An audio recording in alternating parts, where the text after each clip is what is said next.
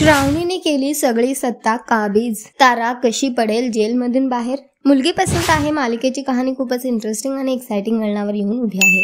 एकीकडे ताराला जेल झालेली आहे, श्रेयस आहे तो अजूनही आजारी आहे आणि दुसरीकडे आता श्रावणी मात्र तिचा हक्क मागते। तिने आजींकडे हक्क मागून घेतलेला आहे। ती म्हणते की या सगळ्यामध्ये श्रेयसच्या आजारामध्ये तुम्ही आमचा वाटा सुद्धा फुंकून टाकाल म्हणून, त्यामुळे मला माझी सत्ता हवी आहे। तर येणाऱ्या एपिसोडचा नवीन प्रोमो समोर आलेला आहे, ज्यामध्ये श्रावणी आता स्वतःचा हक्क हिरावून घेताना दिसत आहे। ती तयार होते आणि घरातल्या तिजोरीची चावी सुद्धा आता तिच्याकडे आलेली आहे। आजी याबाबत श्रेयसला सांगते आणि म्हणते की श्रावणीने हक्काच्या गोष्टी करून सगळी सत्ता आता स्वतःकडे घेतलेली आहे म्हणून, पण आता आराध्या घरात हवी होती।